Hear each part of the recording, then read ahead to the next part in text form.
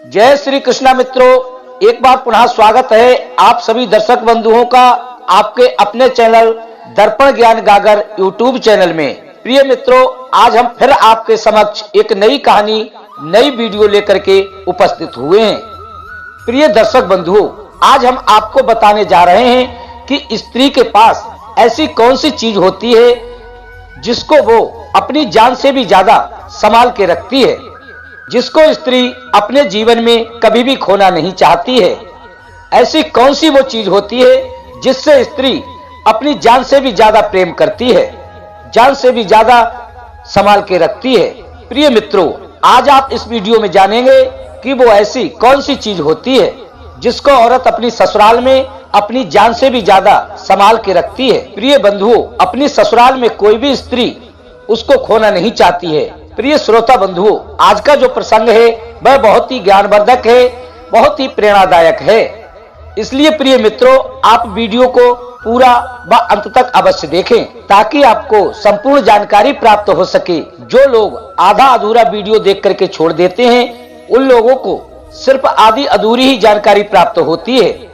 और प्रिय मित्रों, आधी अधूरी जो जानकारी होती है वो किसी भी कार्य की नहीं होती है, अर्थात किसी काम की नहीं होती है। क्योंकि प्रिय मित्रों, आधा अधूरा जो ज्ञान होता है वह बहुत ही खतरनाक होता है।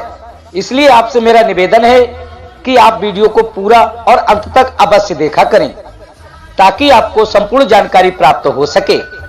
कहानी शुरू करने से पहले प्रिय दर्शक बंधुओं, आपसे विनम्र निवेदन है कि जो दर्शक बंधु हमारे चैनल पर नए मेहमान दर्शक बनकर आए हैं, वो हमारे चैनल को सब्सक्राइब अवश्य कर लें, बेल आइकन ऑन कर लें, सुंदर सुंदर कमेंट किया करें, वीडियो को लाइक करें और अपने सगे संबंधियों तक शेयर अवश्य किया करें। प्रिय बंधुओं, तो बने रहे प्रिय बंधुओं हमारी वीडियो के अंत तक।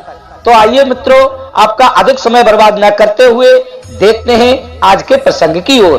प्रिय मित्रों, ये मुगल काल की बात है जब एक मुगल भारत पर आक्रमण करने के लिए आता है और एक राज्य के राजा को वह बंदी बना लेता है और उस राज्य पर अपना आधिपत्य जमा लेता है। और वह मुगल हिंदू राजा को बंदी बना करके जेल में डाल देता है। प्रिय बंधुओं, और वह मुगल उस राज्य पर अपना अधिकार जमा कर बैठ जाता है। प्रिय दर्शक बंधुओं, मैं आपको एक बात और बता दूं, जो मुगल था वह हिंदुओं से बहुत ही नफरत किया करता था। वह अपने मुस्लिम धर्म को आगे बढ़ाने में व उसका प्रसार करने में लगा हुआ था और अपने राज्य का विस्तार करना चाहता था।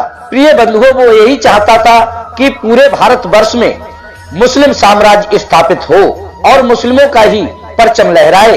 एक बात और, वह हिंदुओं को काफिर बोलता था और हिंदुओं से बहुत नफरत किया करता था। प्रिय मित्रों, और अब वह मुगल राजा अपने सैनिकों को आदेश देता है और कहता है कि इस नगर में जितने भी हिंदू हैं उन सबको काट दो, मार दो, एक भी हिंदू जीवित नहीं बचना चाहिए। जो हिंदू मुस्लिम धर्म अपना लेते हैं उनको नहीं मारना है और जो हिंदू मुस्लिम धर्म नहीं अपनाते हैं उनको मार देना है। प्रिय मित्रों, इसी तरीके से वह मुगल राजा अपने सैनिकों को आदेश दे देता है। अपने राजा का आदेश पाते ही उसके सैनिक अत्याचार करने लगते हैं। प्रिय मित्रों, अपने मुगल राजा का आदेश पाते ही उसके सैनिक हिंदुओं पर अत्याचार करने लगते हैं, उनको काटने मारने लगते हैं। तो प्रिय मित्रों, हिंदुओं की सुंदर सुंदर स्त्रियों को देखकर, सुंदर सुंदर पुत्रियों को देखकर उस मुगल राजा का मन ललचाने लगता है और वो मुगल राजा अपने सैनिकों को अपने पास बुला करके फिर से आदेश देता है और कहता है कि सिर्फ मर्दों को मारना है, औरतों को नहीं। वो मुगल राजा कहता है कि खतना औरतों का नहीं होता है, मर्दों का होता है, इसलिए सिर्फ आपको मर्दों को मारना है, स्त्रियों को नहीं। क्योंकि हिंदुओं की औरतें बहुत ही सुंदर होती हैं, उनको हम अपनी दास दासियां बनाकर रखेंगे। प्रिय बंधुओं, इस तरह से वह मुगल राजा अपने सैनिकों को आदेश देता है। आदेश मिलते ही प्रिय मित्रों, उस मुगल राजा के सैनिक हिंदू पुरुषों को मारने लगते हैं और स्त्रियों को छोड़ देते हैं। अब वो मुगल राजा फिर से एक आदेश करता है और उस नगर में, उस राज्य में उस आदेश का पालन करने का हुक्म देता है।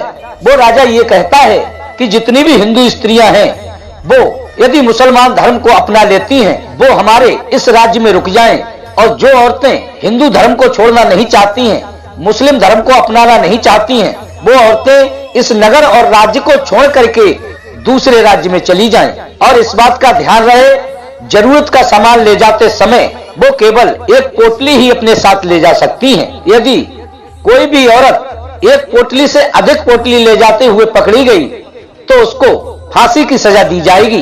प्रिय बंधुओं, इस तरह से वह मुगल राजा आदेश करता है।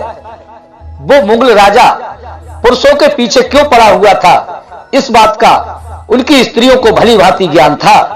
प्रिय मित्रों, जैसे ही संध्या काल का समय होता है तो जितनी भी हिंदू औरतें थीं तो अपनी एक एक पोटली बांधकर और उस नगर को छोड़ करके दूसरे नगर को रवाना होने लगती हैं। प्रिय दर्शक बंधुओं, किसी किसी औरत पर तो इतनी भारी पोटली थी कि उसके वजन से उस बेचारी पर चला तक नहीं जा रहा था। प्रिय मित्रों, कोई छोटी तो कोई बड़ी पोटली लेकर के हिंदू स्त्रियां उस नगर से जाने के लिए तैयार हो जाती हैं। सभी हिंदू स्त्रियां अपनी अपनी पोटलियां बांध करके और इकट्ठी होकर के उनके नगर का जो द्वार था वहां पर पहुंच जाती हैं। प्रिय बंधुओं, जब वो वहां पर पहुंचती हैं तो देखती हैं कि वहां पर तो बहुत सारे मुगल राजा के सैनिक खड़े हुए हैं। तो वो सैनिक देखते हैं कि इन औरतों के पास तो बहुत बहुत बड़ी पोटलियां हैं, कोई घसीटती हुई ला रही है, किसी पर घसीट भी नहीं रही है और कुछ बेचारी लचपचाते हुए चली आ रही हैं। तभी उन सैनिकों में से दो सैनिक भाग करके अपने राजा के पास पहुंचते हैं और उनको सारी घटना बताते हैं। प्रिय मित्रों, तभी वह मुगल राजा अपने नगर के मेन द्वार पर आता है और आकर के बड़े ध्यान से उन सभी औरतों को देखता है। उन औरतों का ये नजारा देख करके वह मुगल राजा चकित हो जाता है और अपने मन में सोचता है कि आखिर ये क्या मसला है। इन लोगों के पास इतनी अथाह संपत्ति है, ये तो मुझे अब पता चला है। इन सबके पास कितनी सारी संपत्ति है, कितनी बड़ी बड़ी पोटलियां लेकर के ये जा रही हैं, जो कि इनसे चला भी नहीं जा रहा है। कोई कोई तो अपनी पोटली को घसीटती हुई लेकर के जा रही है। कितनी अथाह संपत्ति है, ये सब देख करके राजा अपने मन में यही सोचता है। प्रिय मित्रों, तभी राजा के मन में एक ख्याल आता है और राजा सोचने लगता है कि क्यों ना मैं एक पोटली को खोल करके देखूं कि वास्तव में इस पोटली के अंदर है क्या। तभी वह मुगल राजा एक औरत को रोकता है और उसकी पोटली खोल करके देखता है और जैसे ही वह उस पोटली को खोलता है तो देखता है कि उस पोटली के अंदर तो उस औरत का पति बंधा हुआ था। उस औरत ने पोटली में अपने पति को बांध रखा था। प्रिय दर्शक बंधुओं, ये सब देख करके वह राजा बड़ा ही चिंतित होता है और उस स्त्री के पति प्रेम को देख करके हैरान हो जाता है। प्रिय मित्रों, अब तो वह राजा सैनिकों को आदेश देता है और कहता है कि इन सभी स्त्रियों की पोटली खोल कर देखो, इनमें है क्या। तो वो राजा के सैनिक उन सभी पोटलियों को खोल करके देखते हैं तो सभी औरतों के पति उस पोटली में बंधे हुए निकलते हैं, जो कि वो औरतें अपने साथ ले जा रही थी। अब प्रिय बंधुओं, मुगल बादशाह इस घटना को देख करके बड़ा ही चिंतित होने लगता है और बड़े ही आश्चर्य में पड़ जाता है और इसके बाद वह मुगल राजा उन औरतों से कहता है कि आप अपने जरूरत के सामान को एक पोटली में बांध कर ले जा सकती हो। सोना चांदी, हीरे जवाहरात, ये सब अपने साथ आप ले जा सकती हो। लेकिन तुम सभी महिलाएं हमारे साथ धोखा कर रही हो। लेकिन तुम तो अपने जरूरत के सामान को छोड़ करके अपने पतियों को पोटली में बांध बांध कर ले जा रही हो।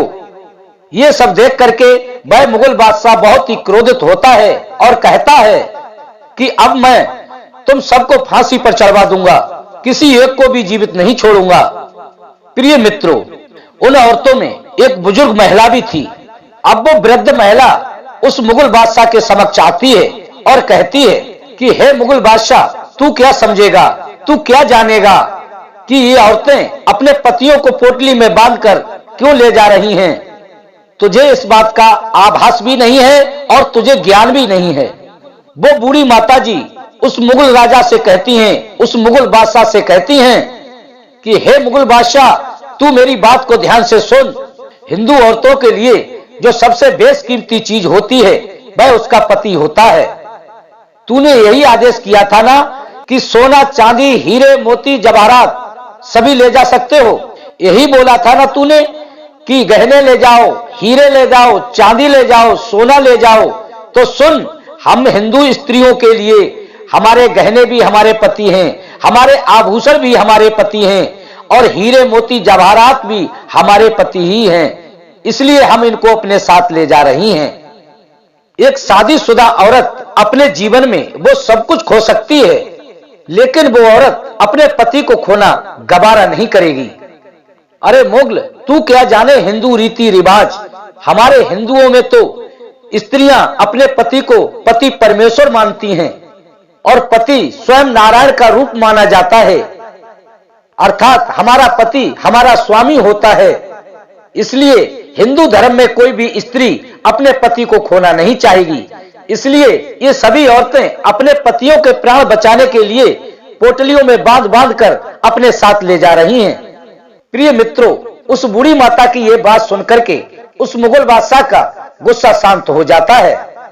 प्रिय दर्शक बंधुओं, और वह मुगल बादशाह उन बूढ़ी माता के चरणों में गिर जाता है और उनके पैर पकड़ लेता है और हाथ जोड़ करके बूढ़ी माता से कहता है कि हे मैया, आपने तो मेरी आंखें खोल दी। मैं मान गया कि तुम्हारा हिंदू धर्म बिल्कुल सत्य है, तुम्हारा सनातन धर्म बिल्कुल सत्य कहता है। अरे हमारे धर्म में तो ऐसा है ही नहीं।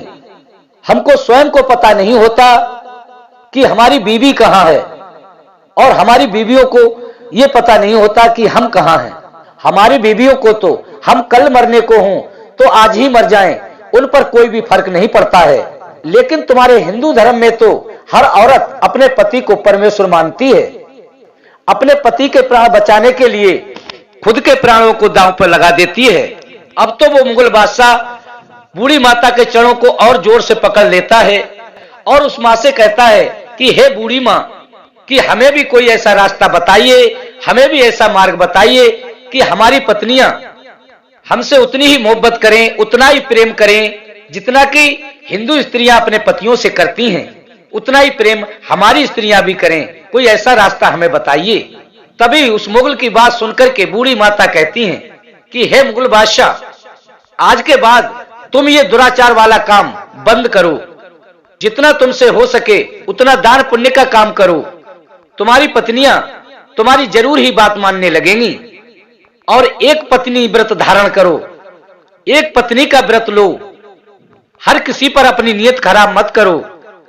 प्रिय दर्शक बंधुओं, बूढ़ी माता की ये बात सुनने के बाद वह मुगल राजा भारत को छोड़ करके अपने देश को चला जाता है और उस नगर के स्त्री पुरुष बड़े सुख चैन से अपना जीवन यापन करने लगते हैं। प्रिय मित्रों, ऐसा है हमारा हिंदू धर्म, ऐसी है हमारी सनातन संस्कृति।